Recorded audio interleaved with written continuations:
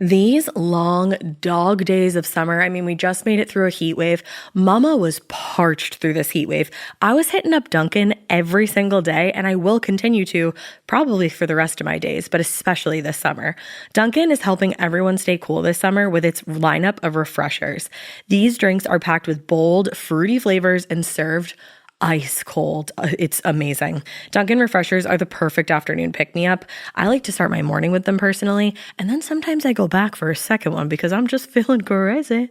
They come in a variety of delicious flavors, including fan favorites mango pineapple and strawberry dragon fruit. And then for a limited time, there's black cherry and there's pink pineapple. I'm going to tell you something right now, and it's a bold claim, let me tell you, but I stand behind it. Pink pineapple will change your life. It is so good. It has me feeling like I'm sitting in a pool, resort side, just living, honey. It's so yummy. Try your favorite flavor with green tea, sparkling water, lemonade, or Dunkin's all-new limeade. I haven't tried the limeade yet, but I'm going to. Usually I get my drinks made with green tea and occasionally lemonade, but I do really like the green tea. Or if you don't want to build your own, try one of Dunkin's curated refreshers like the Cherry Lime Ricky or the Ultimate Pink Daydream. The Cherry Lime Ricky, scrumptious. I could drink like 3 of these a day. They're so freaking yummy. Head to Dunkin' today and find your favorite refresher. Dunkin' refreshers contain less than 1% fruit juice. Limited time offer. Every good detective needs a partner to support them on important cases. Think of a State Farm agent like your sidekick, there to help you along the way in your search for coverage. State Farm can help you choose the coverage you need, whether it's for your home, car, boat, or even RV. With so many options, it's nice knowing you have help finding what fits for you so you can get back to solving all of life's bigger cases.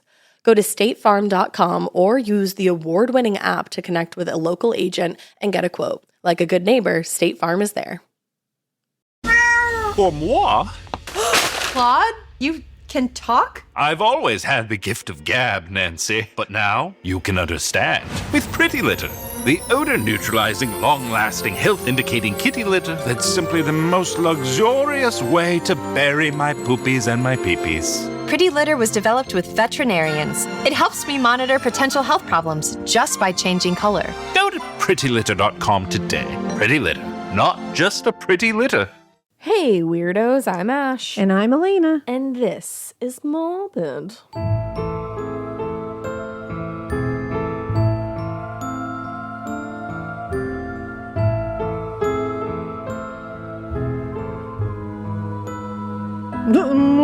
Morbid. Let's go. Do you remember when I was really vulnerable last week and I told you I did a foot mask? Oh, yes. And then I said I was like afraid that my feet weren't going to peel, but then I was afraid that they were going to peel. I'm going to be really vulnerable again. Why are my feet still peeling? Yeah, they're going to go for a while. I also did one a few days ago because you inspired me. I inspired you? Oh my God, I'm an influencer. And mine have also started, and it's great. Mikey did one too. Debbie, peel your feet. Peel them off right now. Peel your feet. It's so good, Deb. It is. It's the best. My feet are peeling so much that I almost... God, this is horrible. Sorry for eating.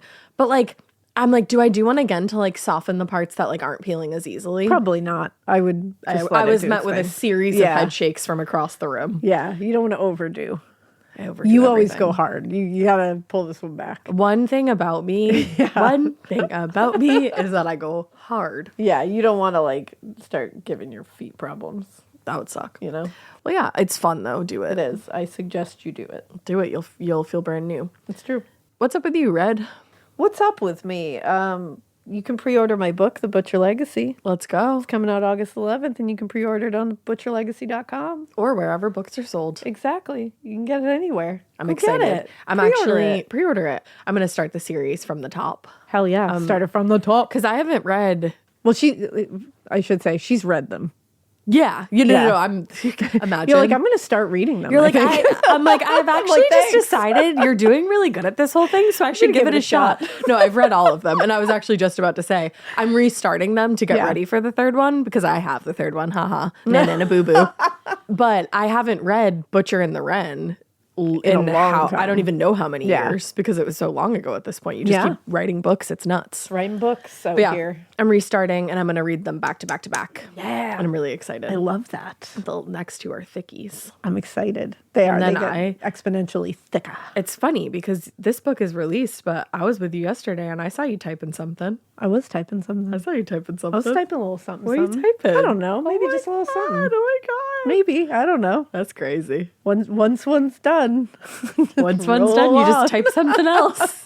Just start. Maybe something's brewing. I don't know. Type until you die. Exactly. That's what everybody That's wants my from you. motto. Type until you die. I will. Let's go. So somebody messaged me and said they liked the little, how to make life feel a little less Shitty. how it is right now and a little more like romanticized or slowed down or just give you like little pockets. Of course, one person was like, glad you're having a great year. Like, go fuck yourself. And I was like, that's what you got from that? Okay. You won't be romanticizing your moments. You're not romanticizing anything. Because that's clearly not what I'm Romanticize your saying. Instagram comments, okay? Exactly. That's not what I'm Romanticize saying. my DMs. But for the most part, you guys have been digging it, which is awesome. Because I'm telling you, it helps a little. It does, It helps a yeah. little. It helps take a little bit of the edge off of all the fuck shit that is happening because it is complete fuck shit. Fuck ice. Fuck. But one thing I said I did was I watched Center Stage at like 5:30 in the morning the other Yes. morning, and it really set me up for a good pretty day. fucking great day. So what did you And so, watch the next day? Well, and then my little watch list was like, oh, girl, you like Center Stage at 5:30 in the morning? And I said, yeah, I do. And it said, here's some other little gems for you. What and do of we course, have? I mentioned this early, threw me, drive me crazy. Oh, And I said, banger. all right, let's give that a shot.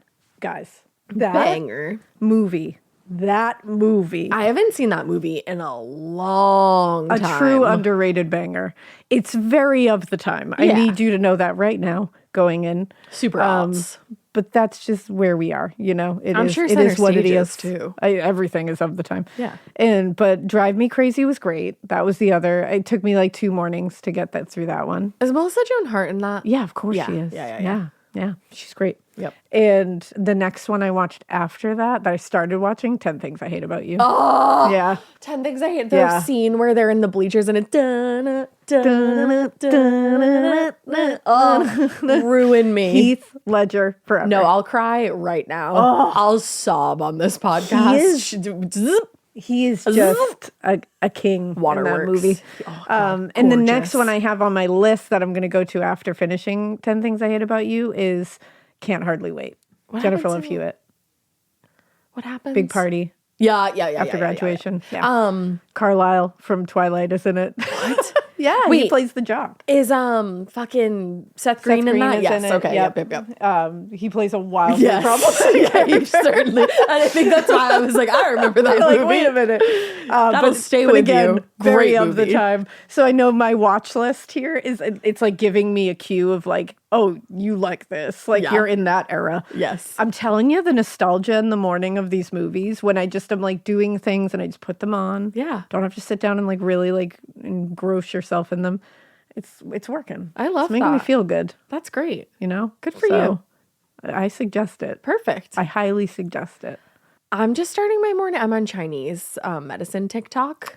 I had no idea where you were going. I with saw that for your a face second. and you were like, what are you Because saying? I thought at first you were saying my mornings, like I'm starting with Chinese. Like I thought you were going to be like Chinese Chinese food? food. And I was like, this is Imagine. different. That would be, I wish was I like, could start okay. my mornings with Chinese food. I was like, wow. No, I'm on Chinese TikTok, Chinese medicine TikTok, and they're giving you all these like little like bullet points of advice, and you should start your morning with hot water or something hot to like get your belly settled. Oh, I think I have seen that. Shit will change your life. Oh, I'm having I a like little that. hot water with lemon. I don't know. I rolled up here with my hot tea. Oh, good. First I had a love hot it. water with lemon, then I had a hot tea. Look at that. The hot beveraginos.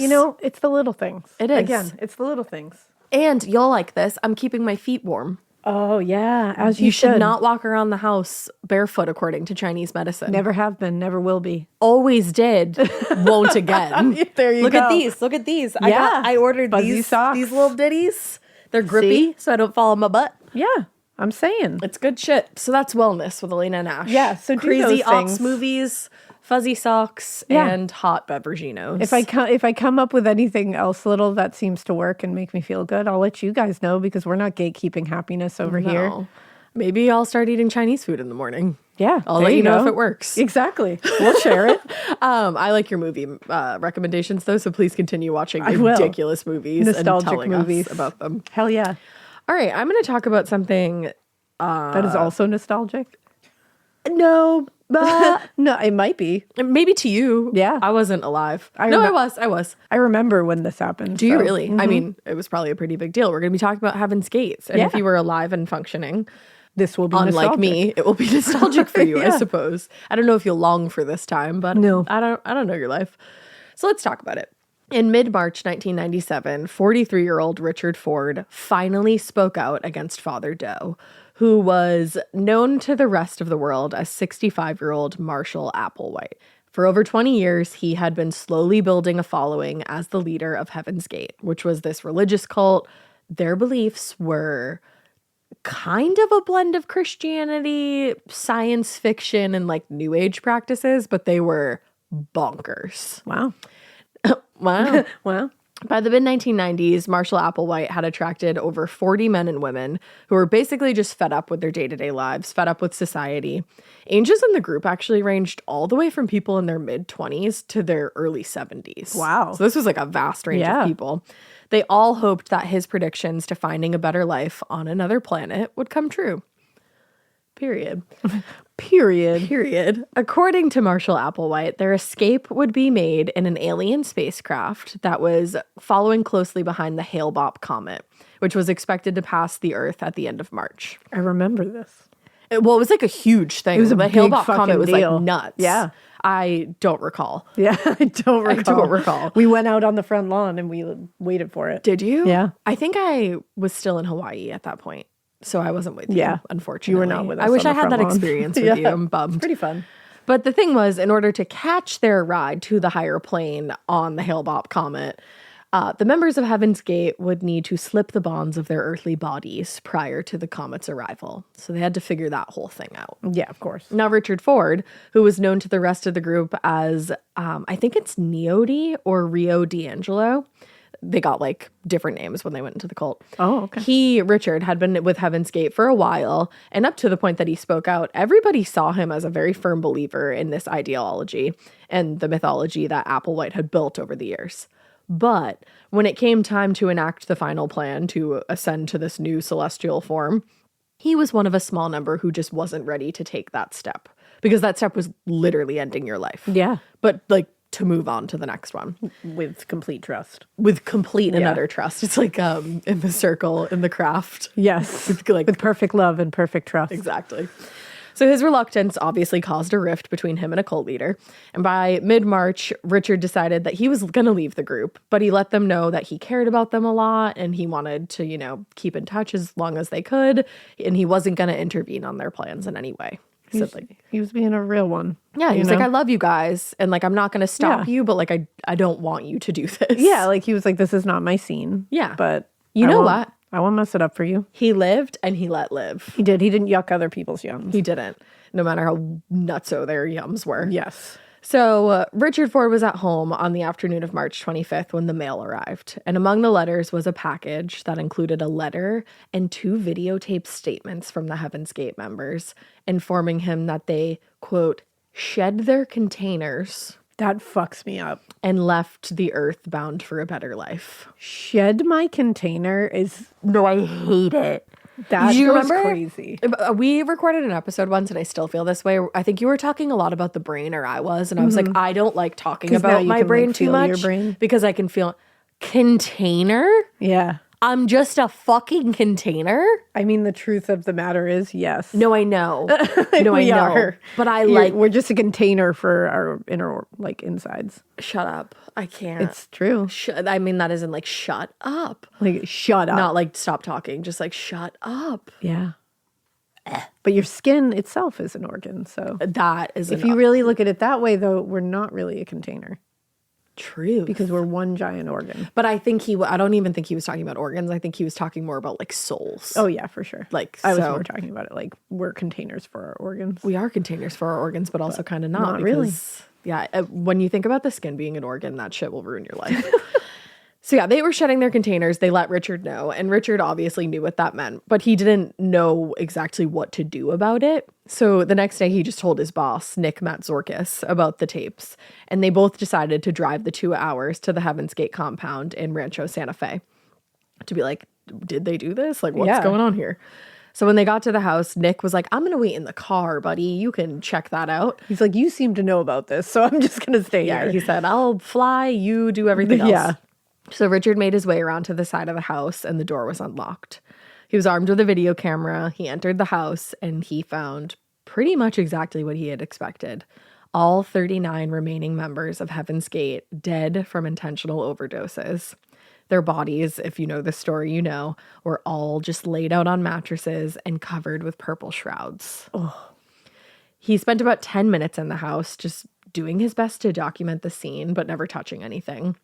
But unfortunately, by the time they got there, everybody inside had been dead for multiple days at that point. Man. And decomposition was well underway because, mind you, even anywhere like that would have been fucking gnarly. This is in California. Oh. So it's hot. Yeah. And putrid. How did he even walk in there? I don't know. But it didn't take long for him to get like forced out of the house basically by the smell of everything. So just to be blunt. So since he'd already explained to his boss what he thought had happened, there was really no need for him to explain what he had just walked into. So he just got back in the car and said, they did it. Oh, that is so chilling. It's haunting. So Nick, his boss, was shocked, but he was like, I think we need to call the police now. So like, fair. Hello? Such a fair statement. Fair, super fair. Yeah. Good person in a leadership role. Yeah. Love to see it. It's good you had your boss with you. That was like, we should call the police. Yeah, he said, here's what we do when things like this happen. So once they got back to Beverly Hills, Richard called with an anonymous tip to 911, basically saying that he needed to report this tip. And when the dispatcher was like, okay, what's this regarding? He said, this is regarding a mass suicide and I can give you the address. Oh. Which like, holy that shit. Dispatcher was probably like, what? Yeah. So, assuming it was only going to be a well-being check, the San Diego County Sheriff's Office only dispatched 2 officers to the address. It's always good to underreact, you know? We tell so many cases where they're just like, it's probably it. We'll check it in 4 days. Or like, we'll send 1.5 people. Yeah. It's like, underreact. I don't know about that. That's what I always say. So they sent them to the house, which the Heaven's Gate members, by the way, referred to as the monastery. So it's like, it's just so... It's so spooky. It's so spooky. It's very spooky. It's metal. And it's very much an amalgamation of so many different ideologies. Like the monastery, it's like that. It's just so many different things put together. Like we'll get a little more into it and like what the belief started as, what they evolved into. It's all over the place. But so they got to the monastery and the deputies again found the side door unlocked just like Richard had. And inside, they were immediately hit with a, quote, pungent odor that basically forced them right back out of the house. They didn't even get to be in there as long as Richard was. The scene inside the house was unlike anything either of them had ever seen before. When they went back in the first room they entered, they discovered the bodies of 10 men, all laid out on metal framed beds in a row. One of the officers said they looked so peaceful that they almost appeared to be sleeping. Ooh. Each body was dressed in black pants, black Nike sneakers, and the head and upper torso of each, like I said, was covered in the purple shroud. On their arms, there was a custom patch that read Heaven's Gate Away Team, which was a reference to like the teams on Star Trek, the planetary exploration people. Yeah. In the pockets of each, for some reason, there's so many chilling details about this, but for some reason, I don't know why, this is the thing that really gets me. In every person's pocket, they found a $5 bill and a roll of quarters. And at the foot of each bed or cot, whatever had you, there was a suitcase or a bag fully packed. Oh, because they fully believed that they were going. Yeah. And they literally had their fare That's in their really pockets. sad. I think that's what gets me so much is just how fucking sad that is. Ooh. So the 2 responding officers did their best to just conduct a search of the crime scene, but the home was massive and the conditions inside were unbearable pretty quickly. So they had to head back to their vehicle again and just wait for additional resources. Dan Christ later told a reporter from the LA Times they lost count at 10. referring to the responding officers' attempt to determine how many victims were actually inside. Damn. When backup finally did get there a little bit later, the 2 officers were sent to the hospital because, like, the 2 original officers, because everybody was so concerned that these deaths could have been caused by some kind of exposure to like a toxic gas or something, that they needed to be checked out. Yeah, that's a valid theory. Yeah. So it didn't take long for the medical examiner, Dr. Brian Blackburn, to confirm the cause of death and dispel any rumors of toxic gas, I guess, luckily. Yeah. So I don't even, A few days after the bodies were discovered, he reported that all 39 individuals discovered in the house, which was 21 women and 18 men, they had all died from ingesting a mix of phenobarbital and vodka. Holy shit. Investigators also found several plastic bags and elastic bands that were scattered around the house. So as far as the medical examiner could tell, it seemed like the members had died in 3 waves over the course of 3 days. What the fuck? So this wasn't, I don't think I've ever heard that before, actually. I haven't either, actually. I thought it was just like everybody took it, laid down. Like Jonestown, Yeah. This was over the course of 3 days, and it started on March 22nd, he So believed. they watched people die. They helped people. And helped people and then did it. Ooh. Yeah. So it was later learned that when one among the first wave died, one of the living members removed the bag from around their head, positioned the body neatly on the bed, placed the purple cloth over their face. And they realized this because only 2 of the bodies were discovered without the purple shroud across their face. Because they were the last 2. Because they were the last who was going to So do it they for were them. they had like plastic bags on their head, like they were suffocating as well. Some of them did. I think it was just to ensure that if that what they didn't took work. didn't take effect, that they would still make it on their trip. That's even, whoa. And they, like, people were just ensuring this for each other. And for 3 days, just being in that house with helping people die. Yeah. Ooh. And like the last people were just, Fuck. 2 waves of people had already died and were just laying right there next to them. Oh my God. Yeah. That's, ugh. Now, according to the medical examiner, there was no sign of violence, no sign of resistance, but 8 of the 18 men, including Marshall Applewhite, who again was the head of this all, had been castrated at some point long before their deaths, actually. Oh, as like part of this whole thing? Yeah, it had to have been part of the beliefs. He said this is not something they did themselves and added that it also had not been done recently. So I don't know if that was also something that they helped each other with or if they had some kind of surgery. Like, The way that I remember hearing about this is that it was a surgical castration. yeah, That was done. It makes sense because Yeah. he said, like, they didn't do this themselves. So they opted to have that done.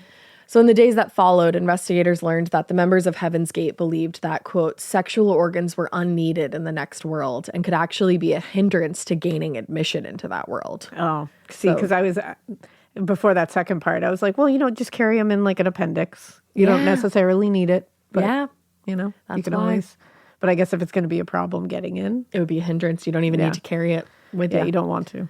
So regardless of their philosophy, the castrations were still obviously like one of the more confounding aspects of the case. Yeah. Dr. Blackburn said, it's not something a legitimate physician would do on an individual person upon request. That was going to be my next thing was like, what doctor did this?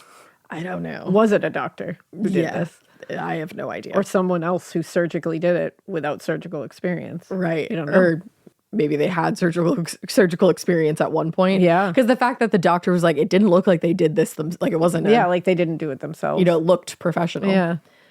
So while the medical examiner's office worked day and night to process all of these bodies, because this is so many, 39 bodies, the San Diego Sheriff's Department started processing the scene inside the house. It was clear that the deaths were obviously part of some kind of religious ritual, but as they made their way through the house, they couldn't help but notice that there was a pretty big absence of anything even resembling religious material or symbolism in any way.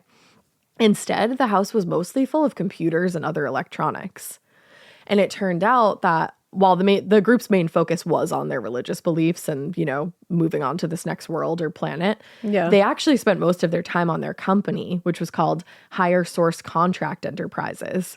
And that was a web development company that they operated to fund Heaven's Gate.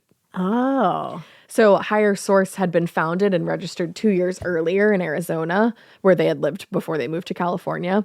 And as far as investigators could tell, almost all of the members of Heaven's Gate were experienced in IT or web design in some way. Interesting. Yeah. According to Which is one also like, that's like a very well-educated intelligent people. group. Yeah. Yeah. According to one higher source client, they were very professional. We got more for $1,000 than other companies who paid a lot more. It's very interesting. It is. Like you said, these were smart people. Yeah.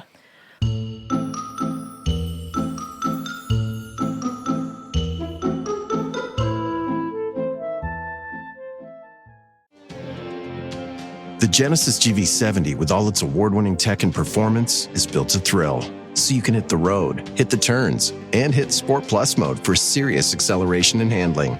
Inside, you'll find intuitive tech that elevates every driving experience. And wherever you go, the GV70 will have you on the edge of your seat. It's luxury that's built to thrill. Learn more at Genesis.com and feel the GV70.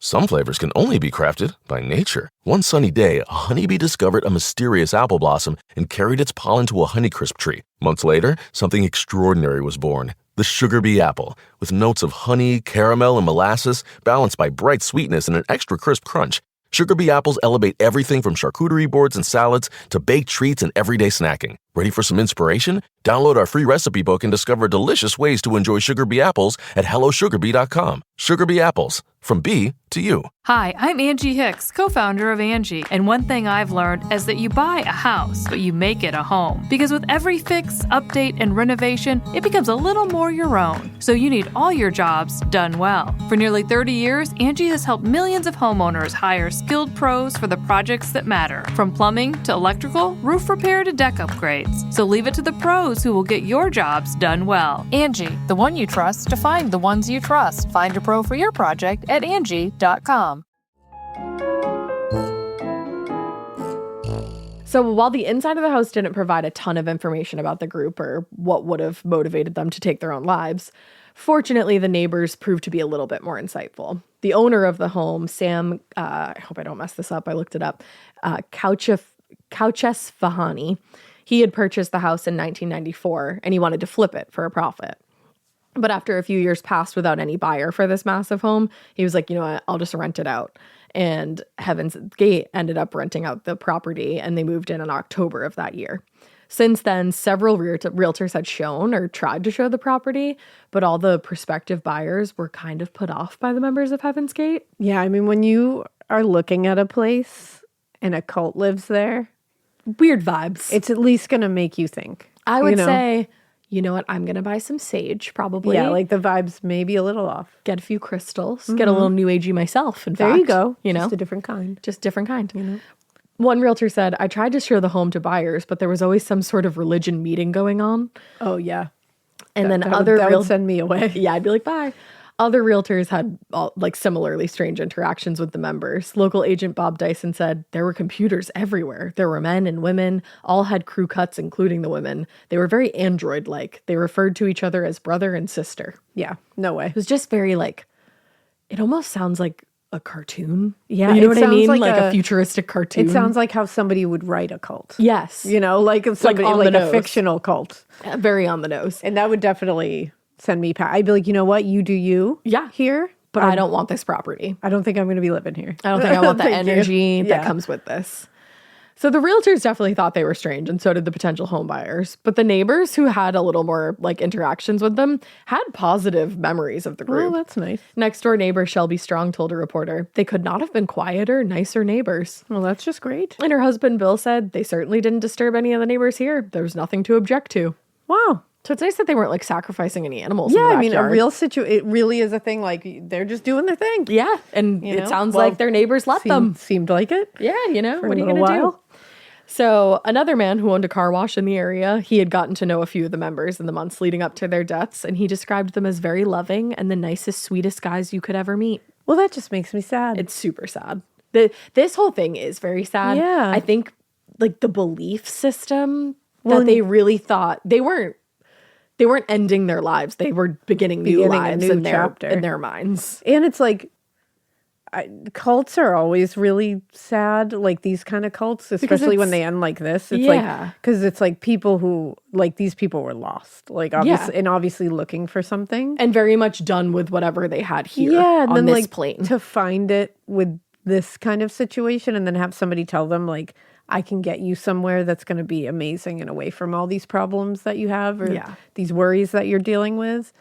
And all they're doing is, going to the manipulating farthest them lengths possible. Yeah. Yeah. It's very sad. Yeah. So no matter how they were described, the group still had pretty much all the obvious hallmarks of a cult, like we were just saying. They were insular, they were reclusive, they all dressed the same, they didn't demonstrate any kind of individuality, and most importantly, they were very devoted to the bizarre teachings of their leader. From the moment the deaths were reported, all anybody could think of was something I mentioned earlier, the mass deaths that had taken place in Jonestown 2 decades earlier, because it sounded very familiar. Yeah. And both events were entirely incomprehensible to anybody on the outside. Under Sheriff Jack Drown said, "We are proceeding with the preliminary conclusion that what we are looking at is in fact 39 suicides. I'm not too sure we'll ever have satisfactory answers." Damn. Because who's there to tell you anything, I was just going to say they're really just trying to derive things off of a scene of 39 dead people. And one person who called in and was like, I knew they were going to do this. Like, here they are. So whatever answers came in the weeks and months that followed weren't really likely to satisfy anybody who was curious. But there was an explanation for what had happened at the compound. And it turned out that the key to understanding the deaths was in understanding the leader himself, Marshall Applewhite. Yeah, who's this guy? He's got an interesting story. Mm-hmm. So Marshall Herf Applewhite was born May 17th, 1931 in Spur, Texas, to Louise and Marshall Applewhite Sr., a homemaker and a Presbyterian minister, respectively. As the child of a minister, obviously religion played a pretty significant role in Marshall's life from the time he was born, and he participated actively and actually enthusiastically in the church that his dad ran. By high school, his enthusiasm for religion had kind of diminished, especially when he got more involved in like student groups and extracurriculars, but it didn't deplete entirely. Yeah. According to his sister, Louise, the family led a kind of nomadic life during their childhood. As one of the leaders of the Texas Presbyterian community, Marshall Sr. uprooted his family every few years to move from one small South Texas community after another. Like they were just constantly moving around Texas. That must be tough. He would establish a new church, he'd build up the congregation, and they'd move on.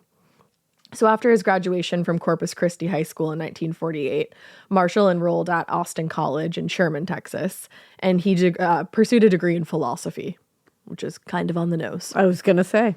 His former roommate said that Marshall was religious, but not fanatically at that point. He said he was an extrovert, he was popular, he was very smart, he wasn't pushy. And that memory seems to check out. During this period, Marshall's religious activities definitely took a backseat to his other school activities. He was on the Judiciary Council, and he was the leader of the school's a cappella choir. Wow. So it wasn't like he was running around spreading all his views. No, and he wasn't like isolating or, he was very much involved. Hyperfixating on certain things. Yeah. Yeah, like he had some kind of faith that he followed, but it wasn't necessarily the focal point of his universe. Life. Right. Yeah, like he was varied in his interests, it seems.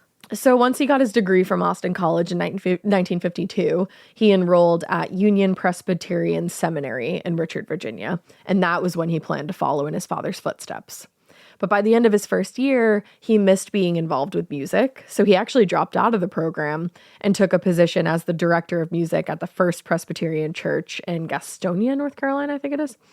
Former choir member Edith Warren said, he had a beautiful voice, he was a very personable person, and he was a strong leader. Oh, that'll give you goosebumps. Yeah, especially like hearing that in this context. Yeah. Hearing that otherwise, you're like, oh my God, good job. Good for him. Look at you. Like, but you're like, leader vibes. Yeah. Now you're like, oh. Yeah, he took that to a dark place. Yeah. So it was during this time, which was around 1953, that he met and married Ann Pierce. They became friends with actually that woman, Edith Warren, and her husband, who were also newlyweds. And they just started spending a ton of time together as couple friends. Yeah. Unfortunately, Marshall's new life in North Carolina was disrupted when he was drafted in 1954. For the 2 years that followed, he and Anne lived in Salzburg, Austria, actually. Damn. And then he was relocated to White Sands, New Mexico, where he served as an instructor in the Army Signal Corps. 2 years later, after he was honorably discharged from the Army, he and Anne moved to Colorado. He finished his graduate degree at the University of Colorado. He actually got a master's in music. And then his plan was to pursue a career in musical theater. Wow. So he went all over the place pretty much. You wish he had followed that path. Yeah. Well, during that time, he and Anne actually had 2 children. Oh, wow. And Anne basically just spent most of her time focused on raising her family while Marshall was looking into his musical theater career. After he got his degree, they moved the family to New York City. Obviously, that's the best place where you can pursue your music professional singing career. But it didn't take long before he realized that his dream of fame wasn't very practical and it wasn't going to be financially sustainable for a family. Yeah. It's a lot of hit and miss. Yeah. So the family went back south, where Marshall bounced from one short-lived job to another. He just was kind of doing whatever he needed to at that point to try to feed his family. Yeah. His sister said during those years, Marshall was really devoted to his children. Oh, well, that's nice. It is for the time being. Oh. While he may have been devoted to his children, by the early 1960s, the relationship between Marshall and Anne became strained. What Anne didn't know, and really what nobody knew at that point, was that Marshall was struggling with his sexuality and had been from a young age. Okay. He was finding it more and more difficult to deny that he was gay. And obviously, this was a very tough time to struggle with that. Mm-hmm. So while he was working at the University of Alabama, he started having an affair with a male student. Oh. And when the relationship was discovered in 1965, he was obviously fired. As he should be. Yeah. The reasoning for his firing inevitably made its way to his wife, who was devastated. Mm-hmm. So they separated that year, but they remained married for 3 more years before they finally divorced in 1968. Wow. So that same situation actually went down a second time in 1970. He was fired again, this time from his position as a music professor at the University of St. Thomas in Houston. And that year, school administrators discovered he was having a relationship again with a male student. Oh, so he's like being a predator. Yeah. Yeah. But the school's official reasoning for terminating his employment was listed as health problems of an emotional nature. Oh. Which is very telling. Yeah. So, no good. No, that's very predatory behavior, my friend. Yeah, definitely. So even though his being fired from a Christian university was almost certainly related to, 1, being predatory, and 2, his sexuality, this was the first time that anybody had actually addressed his poor mental health. He was really going through it. Yeah. Around this time, Patsy Swayze, the legit mother of Patrick Swayze. Oh, I was like Swayze, you said? Correct. Wow. She was in a local theater group with Marshall Applewhite. What the fuck? And she actually started noticing a change in his behavior around this time. Mama Swayze? Mama Swayze. She said he was normally well-spoken, but suddenly she and a lot of others in the group noticed that he started to, quote, act strangely, talking about UFOs and preaching this strange religion. Oh, then that's so unsettling to just have such a switch in personality. Yeah. And it was so marked. Yeah, that's the thing. Mama Swayze noticed Mama it. Swayze noticed. Yeah. So what? I trust Mama Swayze. I do too. R.I.P. Patrick and Mama. It's true. So what Mama Swayze and the others in the group didn't know was that in addition to Marshall's having been fired, he also came out to his parents and was immediately and aggressively rejected by his father. Nothing about that will ever make sense to me. No. Ever. No. On any level. You shouldn't have kids if you're afraid if you're that they're not going going to love them no matter what. Exactly. Like, anyway, not long after, he was hospitalized with, I should say he was allegedly hospitalized with a blockage in his heart that he supposedly almost died from. His sister believed that it was that near-death experience and the influence of one of his nurses that really led to the profound shift in his personality and his lifestyle. Oh, no. She said one of the nurses there told him he had a purpose, that God kept him alive. She sort of talked him into the fact that this was his purpose, to lead these people, and he took it from there. I can't imagine being that nurse. That's rough. You definitely can't imagine being that nurse because she becomes a huge part of this story. Oh, no. She is she gets lost a lot. She's kind of one of the founding members of Heaven's Gate. Because I was going to say, I thought you were just going to say she was this nurse who helped him. And then a sweetie. Innocuously said to him, you're here for a purpose, lead people. You know what I mean? Trying to be you're here, you have a purpose, a destiny. Just that be sweet strong, lady that you see in the movie and you're like, I thought that's what that was going to be. And then he became Marshall Applewhite of the Heaven's Gate cult. And she was like, fuck, I just meant live. I thought she was going to be damn it, I didn't mean that.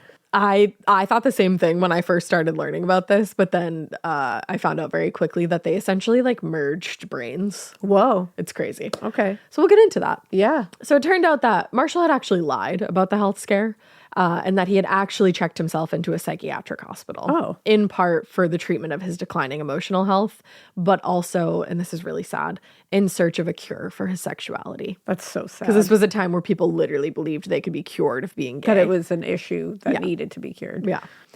So the rest does seem to be true. He did meet a nurse at the hospital. Her name was Bonnie Nettles. And she did convince him that he was special and that God had a plan for him. And she told him that God's plan was for him to lead a new religious movement in America. Now, she's a nurse at a psychiatric hospital, correct? Correct. Okay. Don't do that. Don't do that. If you're a nurse at a psychiatric hospital. Step 1, don't do that. Don't do that. Step 2, Don't tell your patients that it's their job to lead a new religious movement in America. yeah. Write that down. I'm going to blanket statement that. I think don't that's do fair. that. Someone will disagree with you, but I think that's fair. 100% someone will tell me I'm being an asshole for saying that. I stand by this stance. 11 toes down. With my whole chest, I'm saying it. She literally motioned. Literally, She said, here it is. all of it. All of it. All of it. Don't do it. Don't. I request of you. Don't, because this will happen. Yeah, And I we're don't. not even halfway through. No. So that wasn't all. That wasn't even it.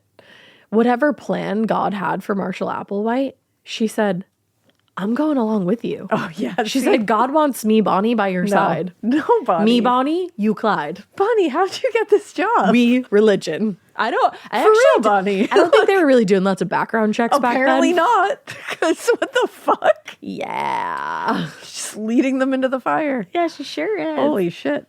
So even though it's been 30 years at this point, and a ton has been written throughout those years about Heaven's Gate and its founders as well, a lot of the group's history and their evolution is still kind of a mystery. Obviously, a large part of that is the fact that most of the main members, if not all of them, died in 1997. Yeah. But also, according to historian Benjamin Zeller, because the group changed their name, their beliefs, and their organizational structure a ton of times over 2 decades. Zeller wrote, these many changes make Heaven's Gate more difficult to characterize, but they actually reveal something very important. The group demonstrated flexibility. Yeah, which is very interesting. I was going to say, for a cult, that's not a they're not rigid. commonality with other ones. So the group that would eventually become known to the world and us right now as Heaven's Gate started when Marshall was discharged from the hospital and decided to just completely abandon his old life. Because Bonnie told him to. Yeah, he was already divorced. He had already been disowned by his parents. So he really didn't have a lot to hold on to in Texas. He did have his 2 children. Thank you. But I Because don't know. I was like, he does have these 2 things. I don't know. Usually I'm very quick to be like, fuck you if you abandon your children. And I don't know what the case was if he like wasn't allowed to see them Yeah. because of everything that was going on. And But that's a valid thought. who knows? Yeah. He may very well have abandoned his children. Yeah. But I don't know. So one day in the mid-70s, he just abandoned his life and he showed up at his sister's house to say his formal goodbyes.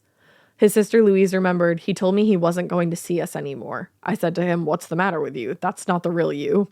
And his response was, you just don't know the real me. And that was the last time that she or anyone else in her family would ever see or hear from Marshall ever again. That's really sad. It's for his family. heartbreaking. Like to have that be so unceremoniously disappearing. And the last words ever spoken to You his don't know the sisters, real you me. actually don't know the real me. That's so sad. Because she's probably like, well, I'd like to. Like, what the fuck do you mean? and I'm worried about Yeah. you. Like, I care for you. I love you. That's so scary. Yeah. So by the time Marshall and Bonnie met, which was in the mid-70s at this point, Bonnie herself had dabbled in various forms of spirituality, but she hadn't really found the one that fit for her. She had been raised Baptist, but she was never devout. And she spent her adult years exploring things like astrology, telepathy, theosophy. Is that how you say that? Sure. Cool. And that was actually a kind of spiritualism that became popular in later 19th century England. Okay. If you want to look into Give that. it a shot. Even though she hadn't found anything that felt authentic to her at that point, she was still searching for something, most likely to distract herself from her failing marriage and deeply unsatisfying home life. She was overwhelmed caring for 4 young children. I'm going to stay quiet. Yeah. In 1972, Bonnie divorced her husband, abandoned her children, and embarked on a more deliberate journey of spiritual seeking. I feel like Priorities. any higher level that you're going to connect to, like, I don't know what's out there. Who am I to say? I feel like any higher level out there that you want to connect to will probably want you to be connected to your children. Yeah, I mean, if I was a higher level, I would be pretty judgy if you abandon your children. Facts. Put that on a shirt. That's hypothetical. If I'm a higher level, I'm judging you for abandoning your children. That's if I became a higher level of being. If. So when Marshall's sexual frustrations and declining mental health merged with Bonnie Nettles' growing interest in spiritualism, what emerged was what they both called the human individual metamorphosis. But their belief was that by pursuing mystical experiences, a person could transcend their human existence and become a more evolved being. Like beyond human. Okay. So that new religious framework gave them both a worldview that was definitely a lot more hopeful and exciting than the lives that they had been living, for sure. Yeah. But at the same time, their spiritual bond created a mutually supportive relationship that met all the emotional needs that you would typically find with a romantic partner. There just wasn't the sexual component that had caused Marshall so much psychological stress in the past. Okay. So this is kind of perfect for what they wanted. Yeah. In a 1976 interview, Marshall said of Bonnie, "I felt I had known her forever. It was as if we were being guided by forces greater than ourselves. We were snatched from our previous lives." It's like, no, you walked away from them. Yeah. This reminds me of the Amy character in True Blood. Yes, it is very that. She absolutely would have been a part of Heaven's Gate. Yeah. 100%. Like the way they talk and everything. It's Yeah. just, that just reminds She me. may have founded Heaven's She Gate might have. if she was a real person. Yeah, go watch True Blood. Oh, so good. And listen to the Rewatcher. Duh. Where we talk about True Blood. We're almost done with the first season. You better go check it out right True, now. it's just reminding me of her. True Blood is also coming up a lot in my life lately. I was listening to Sup the other day, and Laura was saying that she needs to start watching True Blood again. Yeah, she does. She was like, I want to rewatch it. Rewatch it But with then I us. fast forwarded because I didn't want any spoilers. Smart. But I was like, damn, that's weird that randomly came up. Yeah. Anyway, throughout the next few years, they both decided to set out to share their new beliefs because everybody wants to hear about everybody else's beliefs. And not long after meeting, they founded the Christian Arts Center, which was kind of like a combination bookstore / spiritual center that was in Houston. The store failed after just a few months. Wow. So they moved and they opened up the No Place, K-N-O-W. Oh, the no place. The No Place, be in the know. You come in and they're just like, no. No. Do you have a bathroom? No. No. But K-N-O-W. You should know, You man. should just know. It was essentially the same store, just in a different location, and ultimately lasted about as long and then failed. Weird that happened. It's crazy. When the No Place, closed its doors, they decided to leave Texas and travel the country to spread the word even more about their beliefs because it was working out so well for them. And here's the thing. Why don't you just have them? Yeah. Just have the beliefs. If you meet people together and they ask you, then by all share it. means. But if you're just like Yeah. going around being like, hey, you, I got to tell you about this form of spiritual higher living, you're going to be evolved and shit. Yeah. Stop. Just Stop. you want to have them? Have them. You want to talk about them? Talk about them. Don't go knocking on doors telling people about it. Don't intrude into solicit. people's lives to tell them that they need to be part of your beliefs. And maybe be sure before you tell a bunch of people that they can evolve into a higher spiritual form. Just saying. Yeah, you should really Do your research. double check that. Yeah, Like for run, sure. run that through a few schematics before you go saying that that's like a sure thing. That's just our recommendation. The morbid wreck. Yep. Wow. Excuse me. Ash just transformed into a higher life form. You should leave that in. I approve it. Sorry that you had to hear She that. just transcended. I was just testing it. Yeah, she I was told you guys double-checking. before I tell you about my beliefs, I have to Yeah. test them. Just kidding.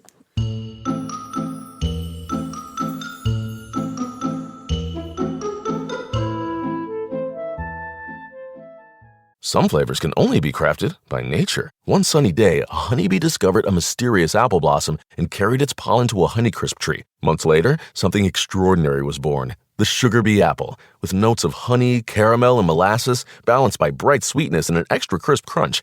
Sugar Bee apples elevate everything from charcuterie boards and salads to baked treats and everyday snacking. Ready for some inspiration? Download our free recipe book and discover delicious ways to enjoy Sugar Bee apples at hellosugarbee.com. Sugar Bee apples, from bee to you. Hi, I'm Angie Hicks, co-founder of Angie. One thing I've learned is that you buy a house, but you make it a home. For decades, Angie's helped millions of homeowners hire skilled pros for the projects that matter. Angie, the one you trust to find the ones you trust. Find a pro for your project at Angie.com. You know that thing where you get an amazing pair of shoes at a really great price and want to tell everyone about it? Yeah, so do we. Here at Designer Shoe Warehouse, we'll give you something to brag about, like the latest styles from brands you love, or the trends everyone's obsessing over, or shoes that make you feel like, well, you. So go ahead, show off a little. Find shoes that get you at prices that get your budget. Head to your DSW store or DSW.com today. DSW, let us surprise you.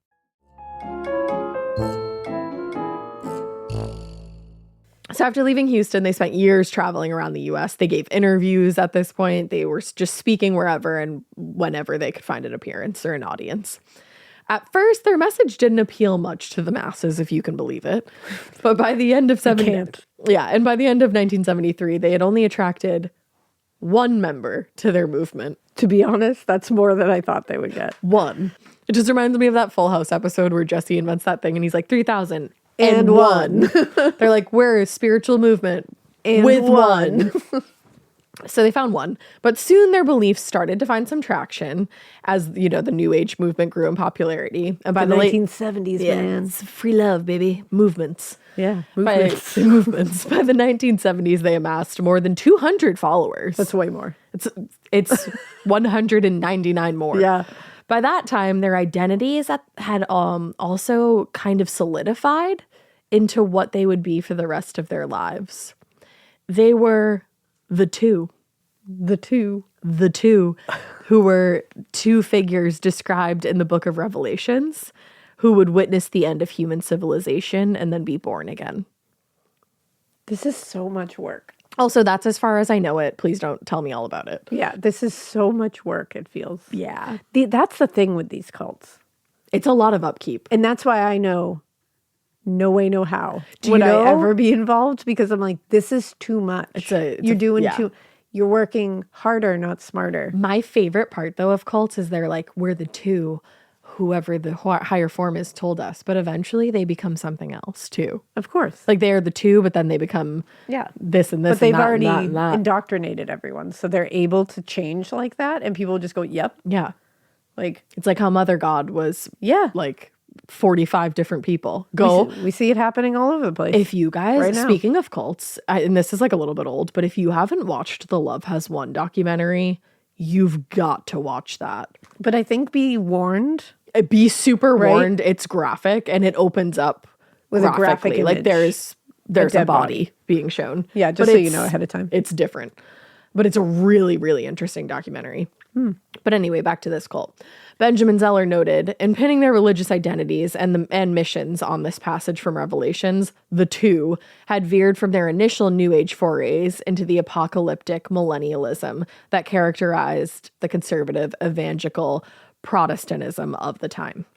So basically they were like aligning themselves with some other religious things going on. Yeah. In layman's terms. Let's go. So essentially they would go on to blend their apocalyptic vision with their belief in aliens and all these unconventional concepts. And the core of their belief system definitely hinted at the dark outcome for Heaven's Gate. Yeah. No matter how joyous and transcendent a rebirth might be, it still required death. Oh, that's the deal breaker. Yeah, that would be my deal breaker. If I hadn't already felt like there was many along the way. There's a few before that. That would be the biggest. But that's what's so sad about this is like the people who are getting roped into this, that's not a deal breaker because they're that because they're so lost and that's sad really and sad. Down on their luck and like that is not something. If that's not the deal breaker, then you have been through it. Yeah. And you've got a lot going on and somebody shouldn't be preying on you. Exactly. And that sucks. Exactly. So while the two continued building out their spiritual belief system, Marshall Applewhite's grandiose sense of self and his psychological stability continued to shift, change, and decline. As Marshall Applewhite, Texas music teacher and closeted man, he didn't feel that he was anybody special, and his future was basically bleak as far as he was concerned. But as one of the two, he felt he had been chosen by the divine for something more important than whatever was happening on Earth, and so he started acting like it. In the summer of 1974, while they were traveling to spread their message, Marshall and Bonnie were both arrested multiple times on charges including credit card fraud and automobile theft. Jeez. And when he was arrested for failing to return a rental car, Marshall, or one of the two, explained the incident by saying that he had been divinely authorized to keep the vehicle. That's honestly just dickhead behavior. Can you imagine just trying to get away with all your poor behavior as that's just saying, fucked I'm up. divinely authorized? I can steal this because I've been divinely authorized to. Like, Come on. come on. Also, that's not going to hold up in a court of law, No. baby. And Nobody that's cares so about the divine. entitled. It is. So the late 70s was definitely transformational for both of the two. They abandoned their previous moniker, though, of the two, and they started referring to each other as Bo and Peep. That's for real. That's when you know people were really Fucked. under this. Because when they I thought you meant the two of them. It's almost like they changed that to see if how strong the hold was. I think that, and I think they were getting so lost in all of this Yeah. that there was no tie to reality at this point in time. And at the same time, and this is how I know that, their mythology and beliefs were also evolving. They seem to include, like, especially now at this point, all of their ideologies seem to include a more like science fiction based concept. Okay. For example, in 1975, they convinced their small group of followers, because people had dropped off at that point in time, that a spaceship was coming to Earth and it would only take 30 of them. So they all camped out in Oregon waiting for the ship to arrive, but it didn't. And then so they were like, oh, we had our calculations wrong, because cults do that a lot. And then they repeated the claim a few months later, and again, the ship didn't come. This is definitely where they got the cult from Parks and Rec. The one who changes the time that the spaceship's going to come, or Zorp is going to come. I don't know if I made it that far in Parks and Rec. They I have got a cult. Aren't they called the Rationalists? I think Rationalists. there's something like that. It's like, and they name themselves that so nobody could argue with it because it's rational. That's incredible. I'm making sure. And they change the time. No, they're the day. reasonableists. The reasonableists. That's what it is. Because you can't argue with somebody who's They're reasonable. reasonable. And That's actually brilliant. They change the date of the time when Zorp is going to come and destroy everybody or take everybody into, because they like course. are going to be risen up and ascended. Yeah. They change it. And they just keep changing it. Yeah. Like That's what every time everybody he doesn't does. show up, they're just like, well, Zorp is coming next time. That's like, the figured out same thing another as day. like the what was the thing that just happened? The Rapture? The Rapture. Yeah, that changes all the. It's always Rapture Yes, season. it's all about moving the goalpost, you know? Yeah. And this reminds me of it though, that they're like, well, they didn't show up. It's next Wait, month. it's actually next month. That's literally the reasonableness. Yeah, they're just not reasonable. Yeah. Organize it, Zorp. That's what he wrote a book about it. Oh, Yeah. I've heard that before. I gotta finish Parks and Rec. You do, it's great. I love Parks and Rec. So when the spaceship failed to arrive, a lot of people among their followers started to feel like this was all a bit of malarkey, and they left the group. Good for them. And that dropped Bonnie and Bo and Peep's numbers from over 100 to just a few dozen at that point. I hope those people Went to get help and Yeah. got. I hope their lives got better. Yeah, exactly. I hope this was an experience and they can just go, wow, that was crazy. I hope it was like when Mr. Matthews saves Sean Hunter Oh my from the God. cult, and Sean realizes that You can't have Sean. And I said, No. oh my God, Mr. Matthews. I said, Mr. Matthews. That was when I was like, whoa, Mr. Matthews. We've talked about, I think every time we talk about a cult, we're like, Mr. Matthews. And It's that this really is like, I hope it was like that. I for hope them. it was. And I hope Mr. Matthews showed up on the spot and was Yes. like, the spaceship didn't come and you're coming with us, You baby. can't, And we're they going to, can't have you. no, we're going to No. feed you dinner tonight. But I really do. I hope they all lived happier lives. I do too. I hope this was like a growing moment. Yeah, I'm sure it was. So in addition to the mass exodus of people who I definitely know lived a happier life, Yeah, I'm going with that. things took a turn for the worse when the press got involved and started accusing the two leaders of brainwashing. Yeah, a Sparkle, grift. sparkle, sparkle. A grift, exactly. At a time when concerns about the danger of cults was beginning to spread around the U.S., nothing could have been more harmful to their movement. So in response, Bonnie Nettles announced in 1976 that the group would no longer hold public meetings. Oh. And instead, they shifted their focus to giving private lectures. Oh, okay. And said, wow. You know what? That'll teach everyone. Yeah, how cool of you. So the human individual metamorphosis movement continued into the 80s, with the small group of followers expanding and contracting year after year. They picked some up, they dropped some off. They picked some up, they dropped them off. But they never reached more than 100 members. During that period, Bonnie and Marshall, who had rebranded yet again and were now going by the names of T and Doe, they developed a kind of paranoia that grew out of their apocalyptic beliefs. Okay. Among other things, they worried that either they or somebody amongst their group was going to be assassinated. Oh. Obviously, that fear was influenced by Jonestown. Yeah. But the group continued traveling around the U.S. for a few years, living off whatever money its members had picked up and picking up new members here and there. At first, the structure of the group was informal, but over time it did start to take on a more rigid form. Marshall demanded that if members were going to travel with them, they had to cut themselves off entirely from their families and fully abandon their previous lives.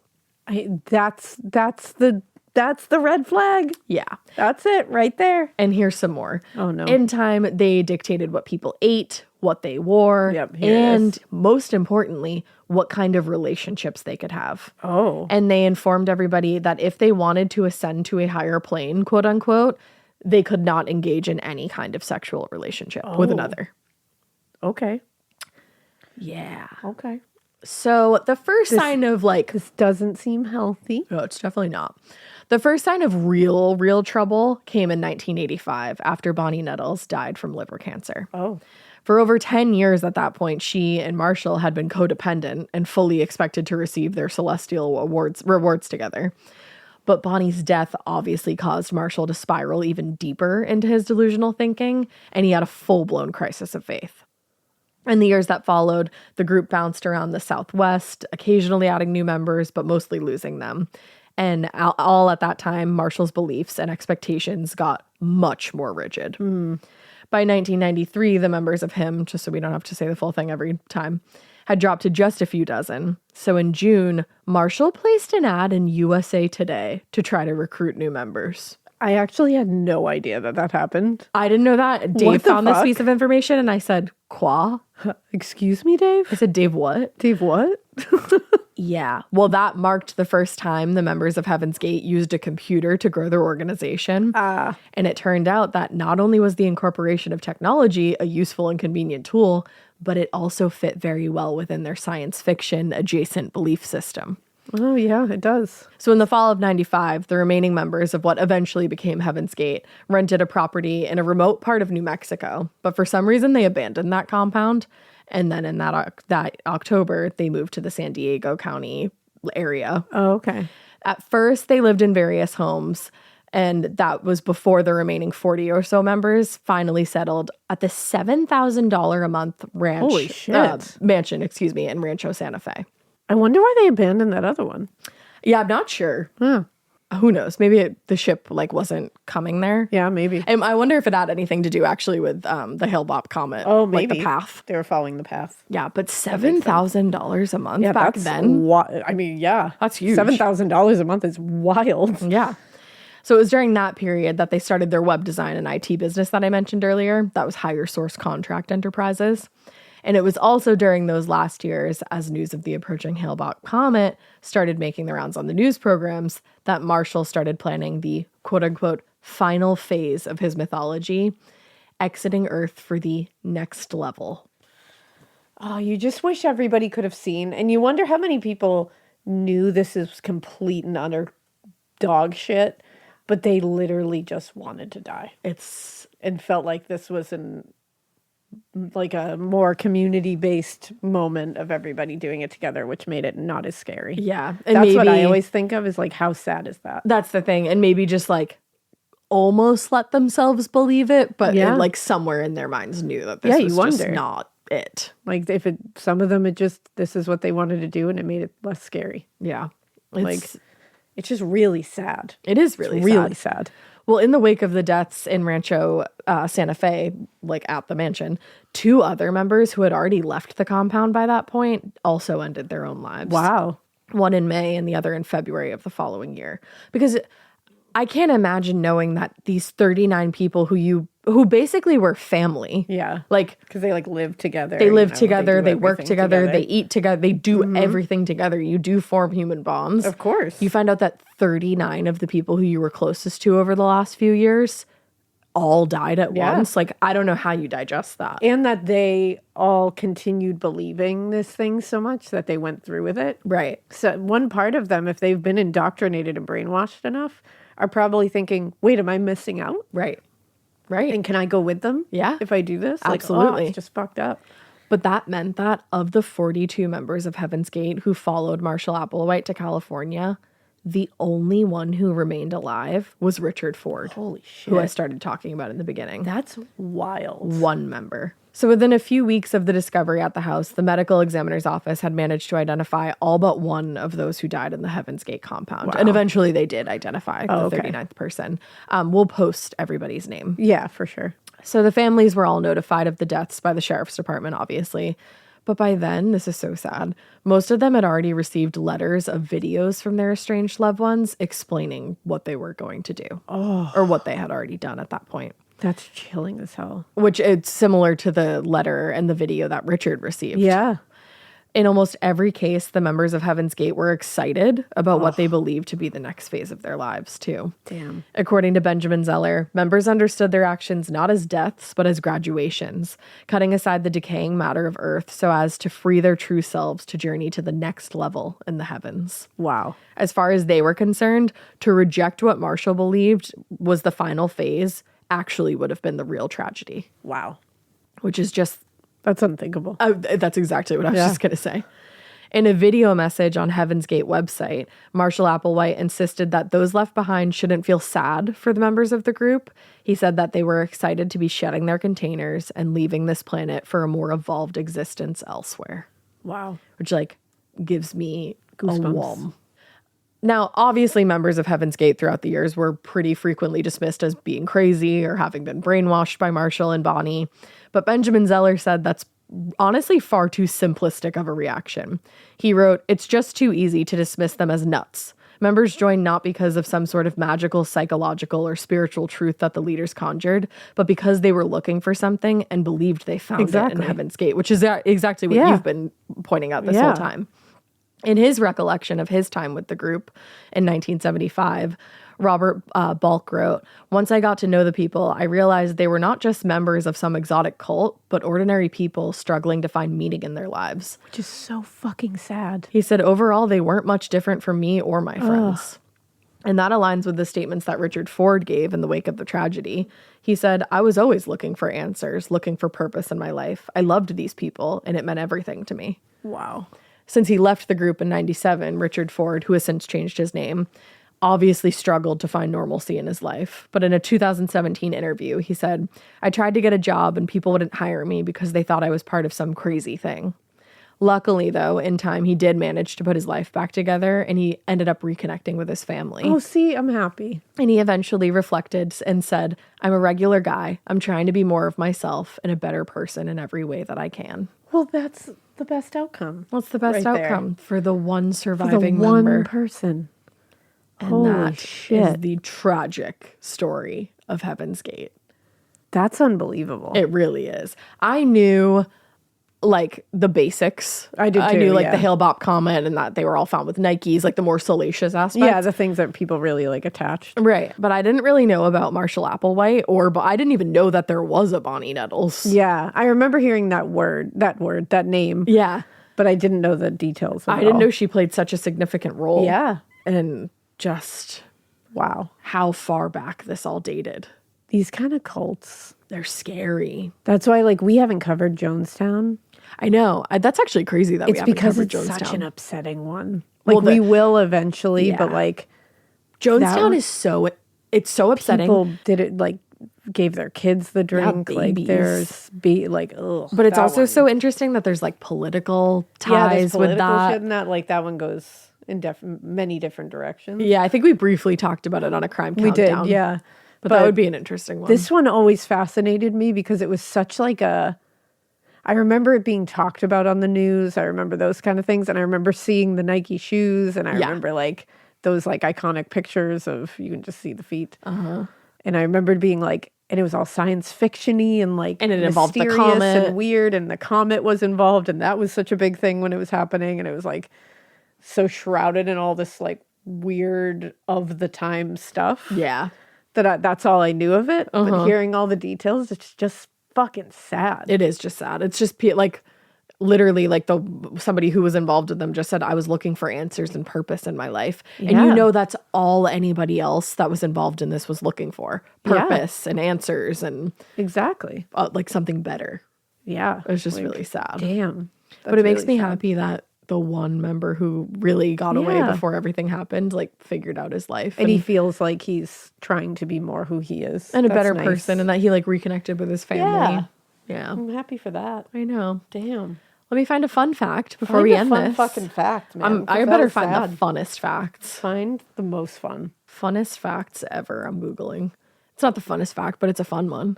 The bumblebee bat is the world's smallest flying mammal. Shut up. Yeah. They weigh between 0.05 and 0.07 ounces. Oh my God, it's the cutest thing I've ever seen. Oh, I love them. Their head to body length is literally between, get out of your ad. Look at him. Their head to body length is between 1.14 to 1.29 inches. Oh, he's just a baby. Oh my God. I love them. Oh my God, I want a bumblebee bat. I love them. That's the most fun fact. Okay, I'm so glad. Especially You're welcome. when you put it together with a picture. We'll post a picture, and it will be so confusing to anybody who doesn't stay for the fun fact, but we will post a picture. I'm screaming. I'm screaming. They're also known as Kitty's hog-nosed bat. No, I know. I love them. I'm literally obsessed with him. Look at this guy. He is doing him's best. He is. He is out here doing him's best. I want one. Oh, I love him. Oh, all right. Go look at those Yeah. and don't tell other people how to live their lives. Yeah. Okay. Okay. So, but I'm going to tell you how to live your life. We hope you keep listening. And we hope you Keep it weird. Bye. Oh, but not so weird that I was like, what? Not so weird that cults, because don't cult. Don't cult. Cult bad. Yeah. Bumblebee good. Yes. Bumblebee bat better. Oh my God, I love them so much. Bye. They're so little.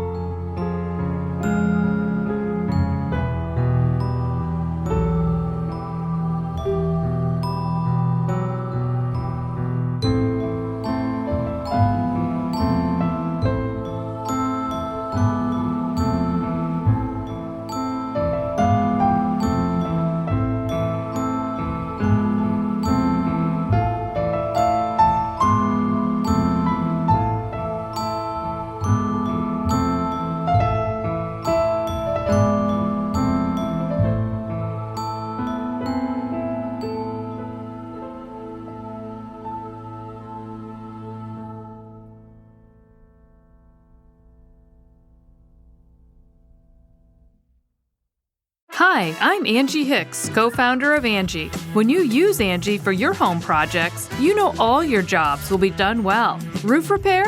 Done well. Kitchen sink install? Done well. Deck upgrades?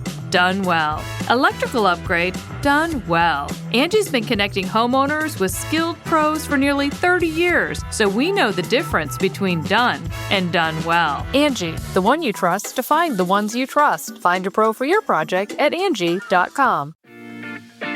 Walmart shoppers, meet the debit card designed with you in mind.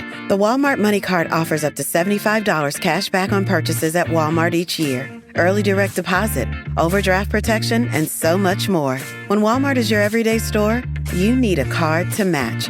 That's the Walmart Money Card. Open your account today. The Walmart Money Card is issued by Green Dot Bank, member FDIC. Fees, terms, and conditions apply. Visit walmartmoneycard.com to learn more.